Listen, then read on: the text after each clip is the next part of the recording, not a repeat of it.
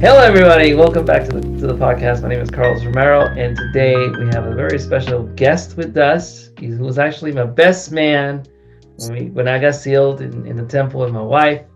I want to welcome y'all, Luis the Lemonite Chavez. What's up? I like that introduction. I like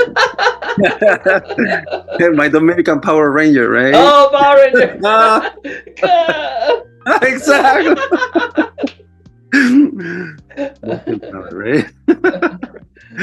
What's going on, Good to man? see you, brother. Hey, here, chilling.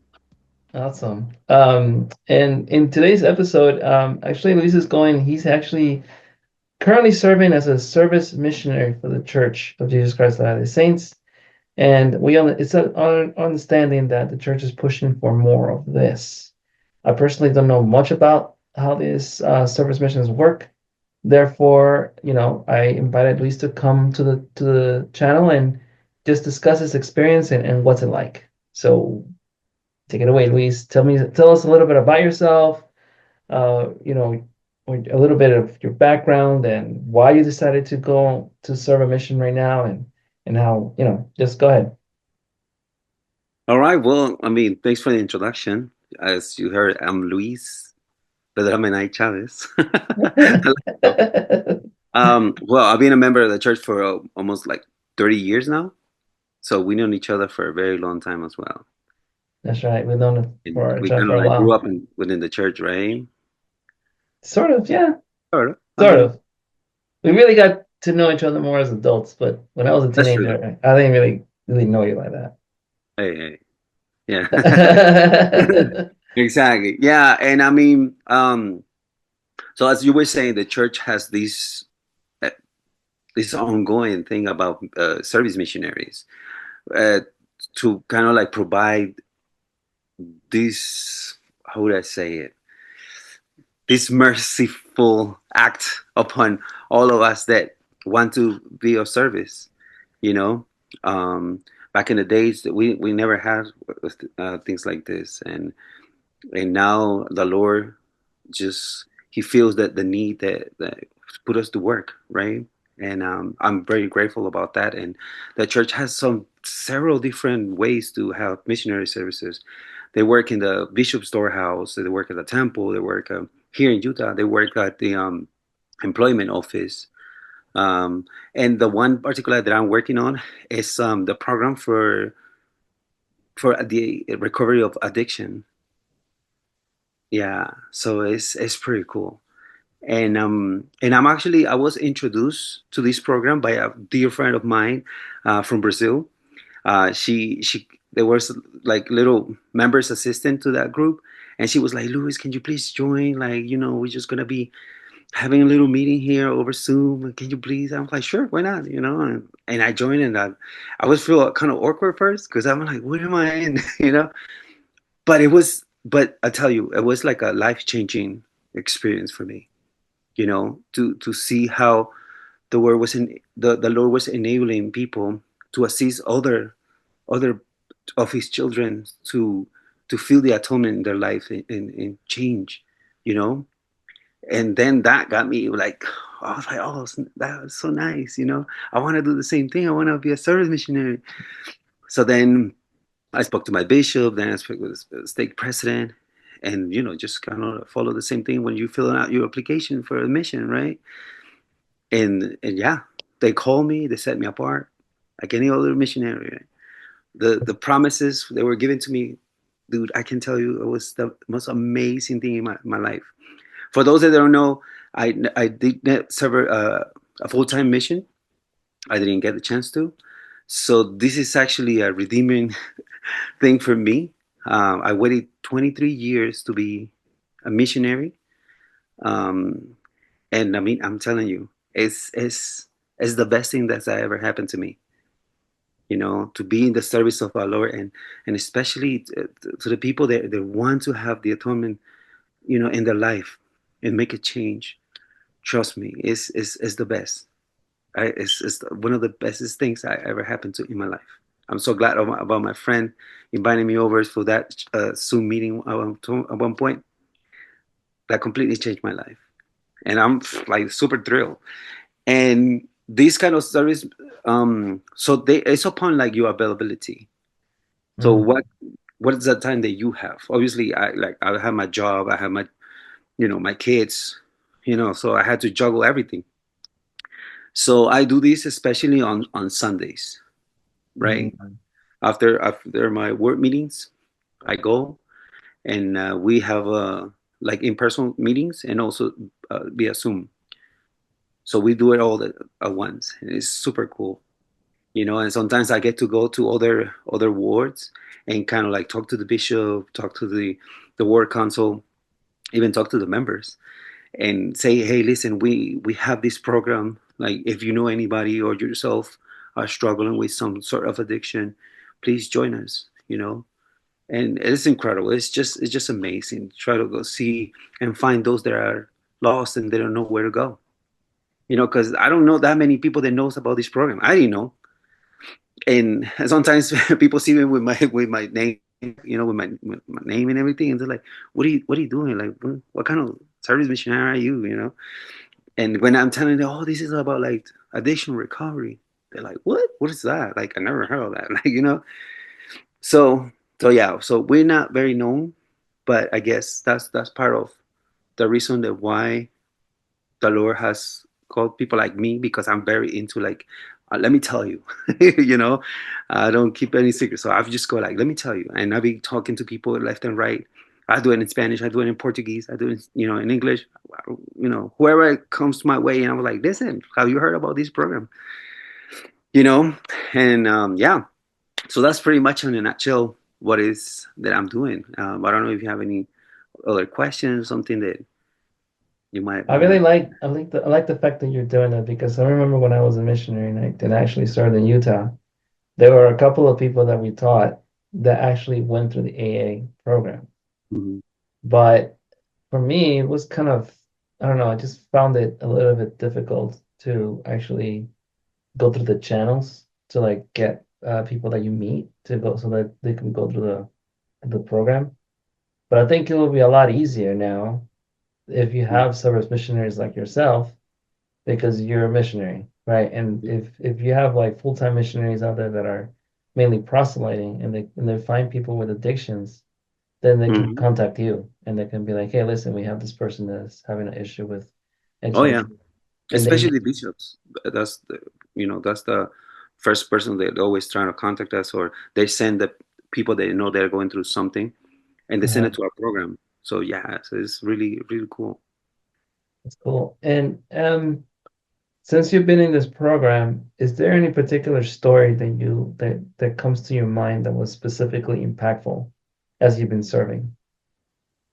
Did you hear like maybe like a change of heart from somebody? Like how has this aspect of your service mission helped an individual? Like have you seen that? Yeah, definitely. Like I see it every Sunday, no lie, right? I is this past Sunday. Obviously, everything that we is being discussed in those groups are private. Are for like whoever in the group. We're not supposed to discuss things that are said or who was there. You know, Okay. it's very. We try to keep the a safe place for anybody. You know, even sometimes when they join over Zoom, they don't even have to give up their names. You know, they don't even have to show up their faces. It could be anonymous. And sometimes you just hear them. When if they want to talk, sometimes they just type, say, "Hey, I'm going through this" or whatever. You know, but what I can tell you is that every Sunday is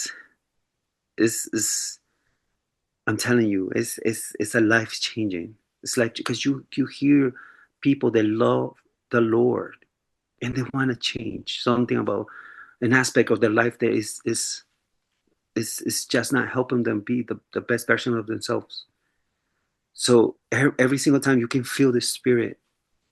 And this past Sunday, for instance, somebody was just while he was talking, you cannot see his face or anything. You know anything about this guy. Um, and he was talking, right? And he was sharing something with us, and you can feel his voice just breaking. out of like love for the Lord, and how he feels that he can do better, you know, and you're touched because you can feel the spirit coming from that person, and you can only like gasp like wow, like this I probably I can say that this is the second place that I can feel the spirit every time I go. One is the temple, right? Obviously church, right? But sometimes with all the noise and kids, right? But definitely the temple for one, and the second, like very strongly, you can feel it in this program because you see the hand of the Lord, like everything that's being prepared, all the manuals, the people, when they set you apart, it's like you receive revelation, what to say, what not to say. You can feel it.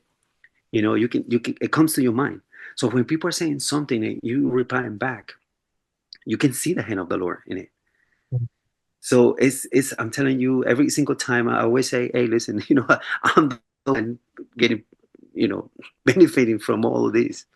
My testimony is being enlarged, is being edified every single time that I'm serving, because you can feel it. Like I cannot go into the details of it, but it's like you read the scriptures, and you hear the prophets saying, "Hey, you can do better. Like live this, don't live this path life. Like you're a son of God. You're loved, and you're wanted." Mm. All that into just like a real life scenario. So you can see the scriptures coming to life when the Lord is saying, "Come, come, my children, my son, my daughter, I love you." You can actually see it there. That's what I'm saying. Like maybe it sounds a little off saying that I will compare it to a temple, right? But it's just the closeness that you have to the Spirit and to God, that is just, you feel like, hey, I'm in the right place. I'm doing something that the Lord is pleased with, you know. What kind of addictions do you see on a regular basis? Like, is this specifically for alcohol and drugs, or gonna be All like sorts. it could be like pornography and stuff like It could that. be It could, pornography. It could be substances, any sort of like drugs or alcohol. You like know, what is the most common addictions that you see, if you can share? I mean, you're not sharing names, but like what is the most common that you see that you've seen so far? we well, um, I see, not just in the group, but as I've been learning more about this program, and just going to different words, what I've been hearing also as feedback from from other leaders. They say, hey, we're having this problem. They don't say names. They just say like the kind of problem they have, if we can help them in the program. I can see that mostly it's about like alcohol and pornography. Probably that's one of the like the biggest, and then And third would be like drugs, but and as far as the demographics go, are there more men than women, or vice versa? hmm, I think they're equally. Really? Yes. It's just that maybe the ladies are a little more shy about sharing their experiences, you know, than men. I guess men feel more like, okay, like this is my duty. I need to come forward and see what I'm gonna do.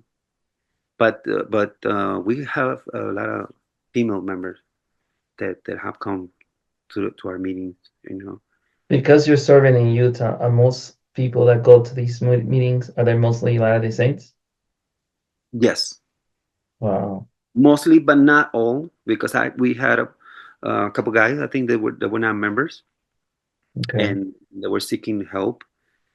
And yeah, but I think it's kind of even. It's even. Sometimes you will see, because the thing is that this is an ongoing program. So it's a 12-step, kind of like the Alcoholics Anonymous, right?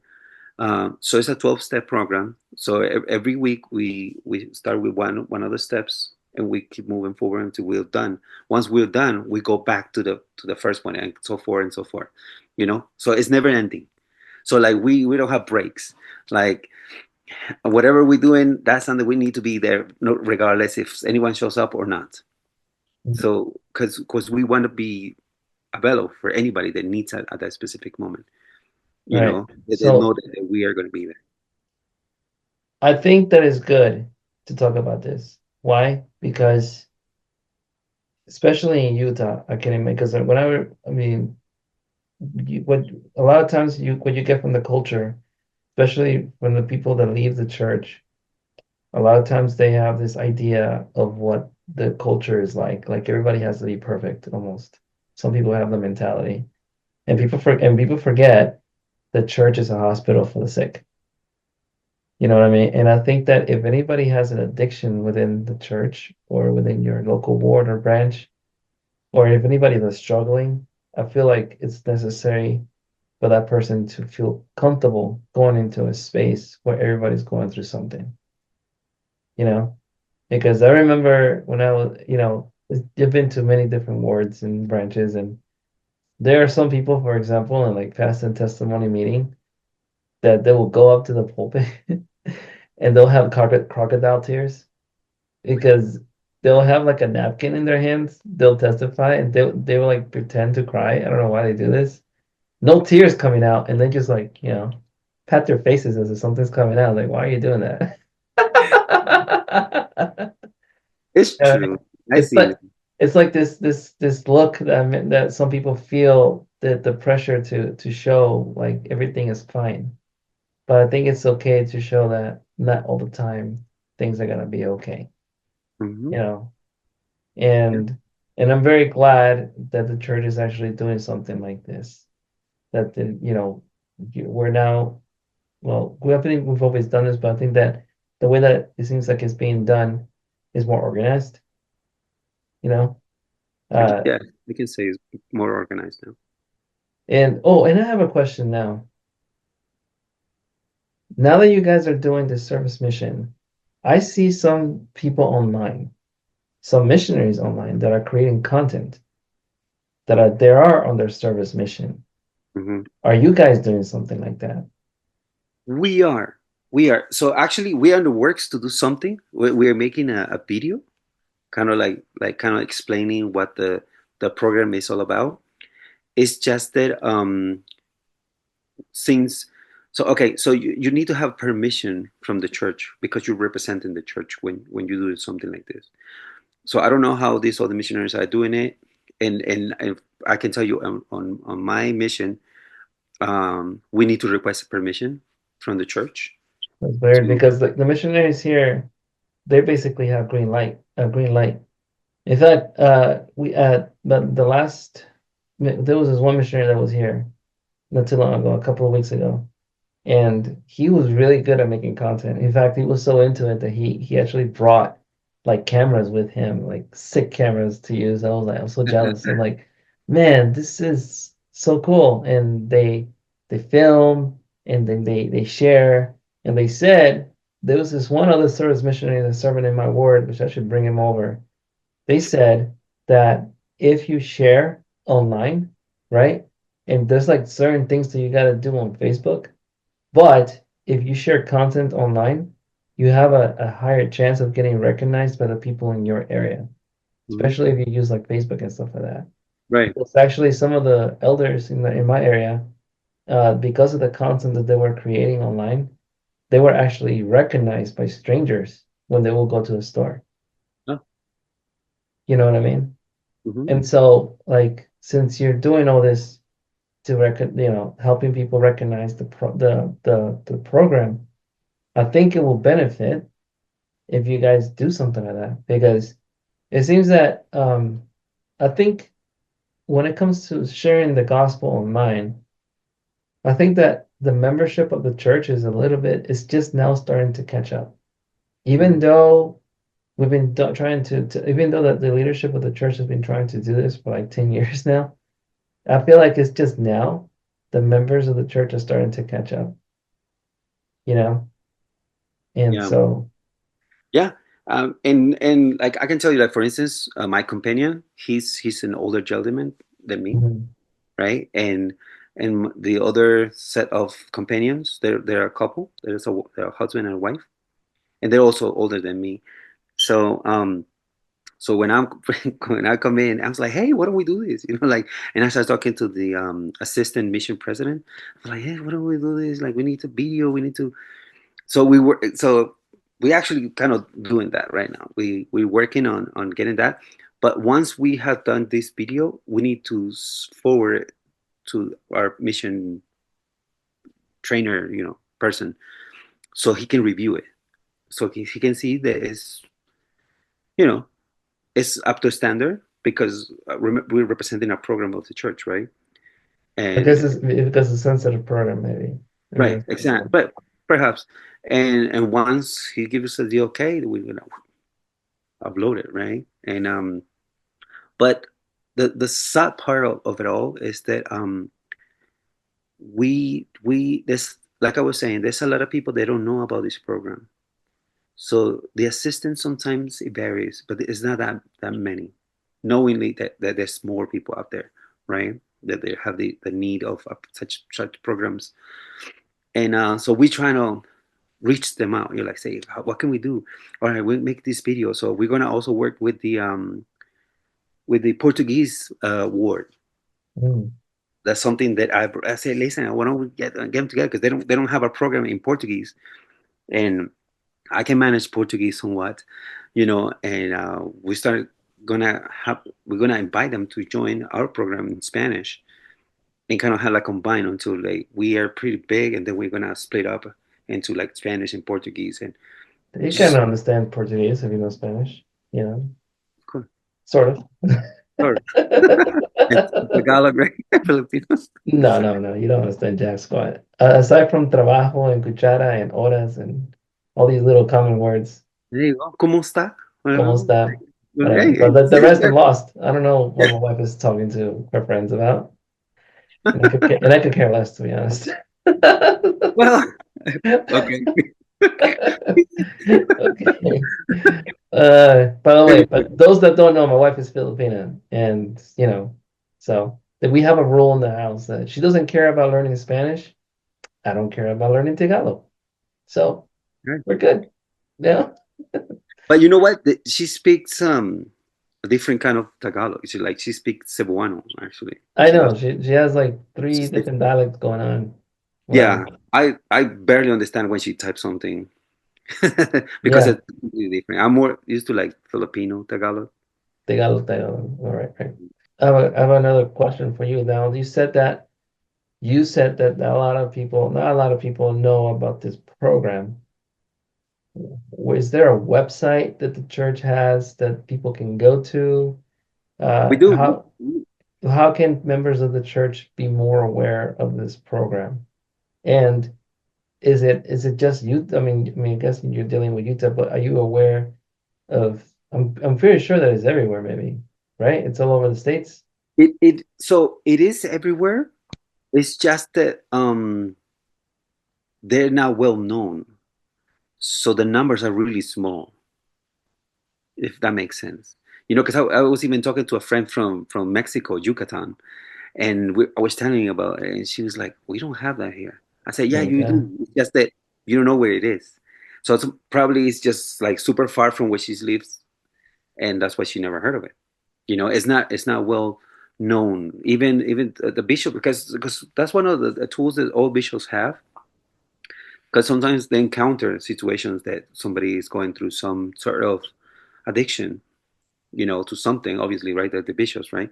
And the church has psychologists, have like experts on certain addiction recoveries, and we also has this program. It's just that I guess since it's not put into to work is in that war or that branch, because they don't know how many people are going through this, so they don't they don't they don't make it known onto the whole ward or branch or whatever. Well, I think that's a good. Then I think that is I think, um, in my opinion. you guys definitely should be using the power of social media to spread the word because it's one thing to talk about it, but like, social media is so powerful. You can reach hundreds of people if you do it right. And then, Mm-hmm. but you said there is a website though, right? That you can go to? Yes, yes, we have websites, and like I said, like I can even join the one in Brazil. Okay. You're gonna have to share me that so that way I can put it Yeah, in the yeah, link below. for sure. I can And if share. anybody's listening to this video right now, if you're interested in knowing more, hopefully I'll have a And link we to the have it website like in below. Spanish, we have it in English, and soon Portuguese. Nice. Very Right? cool. Gross. Well, I think that's about it. I mean, like, thank you so much for serving. And I know that this was something that because we talked in the past, and I know that this was something that you always wanted to do, is to serve a mission. And I know how special this is for you. Oh yes. And I as a return missionary myself, I know that even though, of course, our works don't save us, right? But having the privilege of wearing the name tag, I think it's a huge privilege. It's a humbling experience, and I think it's one of a kind. And if you have the opportunity to wear the name tag to represent the Lord's church, whether you're doing a service missionary, whether you're proselyting, it's I think one of the biggest blessings anybody can have because you're set apart for something that is bigger than yourself. Yeah.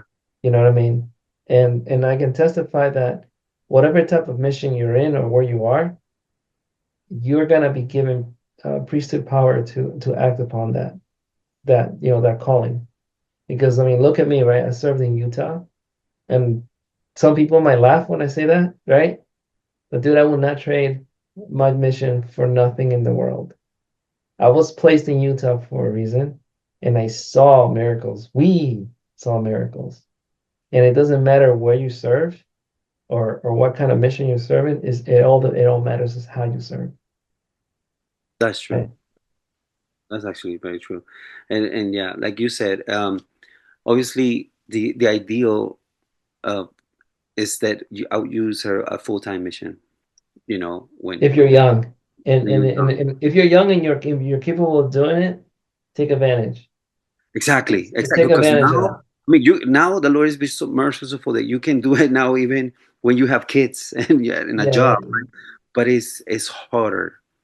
You know, it is it's harder. It's you can still do it, but it's way harder because you have to juggle a lot of different things and give some of that time also to serve the Lord. So it is possible, but it's harder. So I will advise anybody on age to go on a full time mission. Just go. Like you don't know the blessings that you are gonna receive and how you're gonna be a blessing to somebody else. You know, I Mhm. could testify to that. Like right now, it's just it touches me every single time that when I'm sorry they say Elder Chavez. I'm like, That's so you get cool. like goosebumps, you know, like holy, you know what I mean? That's And cool. they have that respect because they, you know, you're representing the Lord, you're representing the church at a Mhm. specific moment, you know.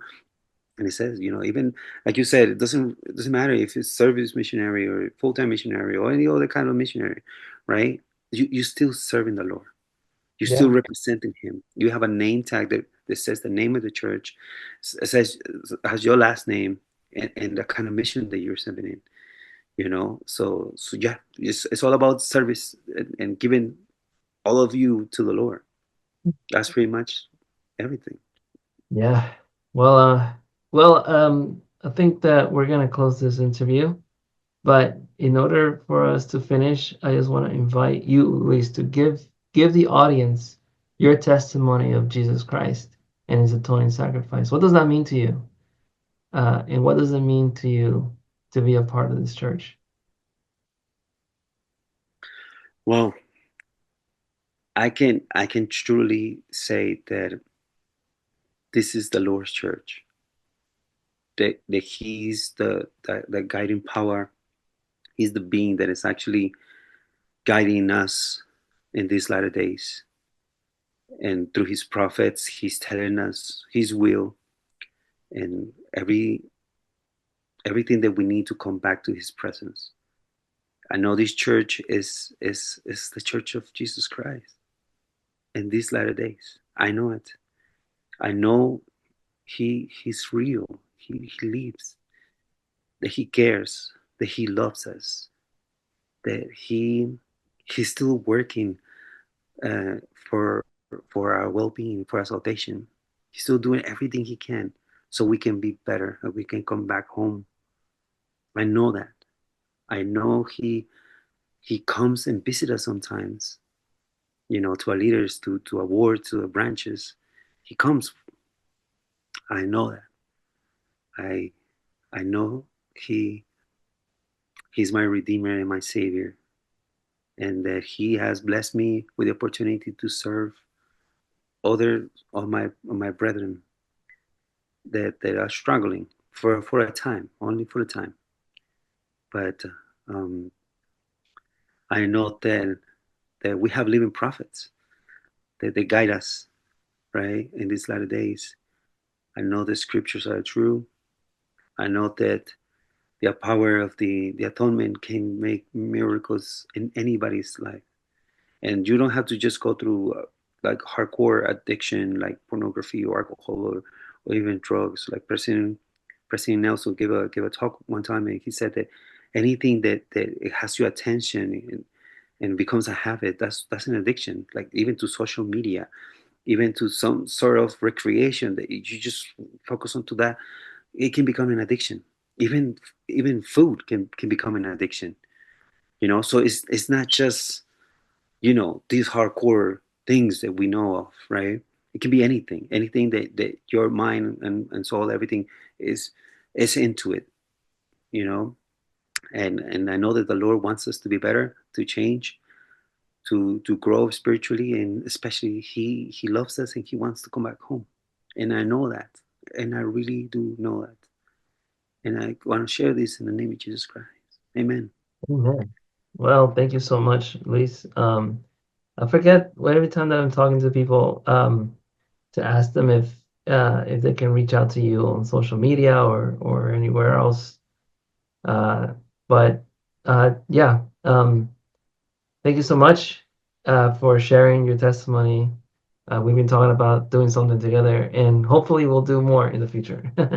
But thank you so much for everybody listening and watching. I'm gonna leave some information for the addiction program, and hopefully you found this episode useful.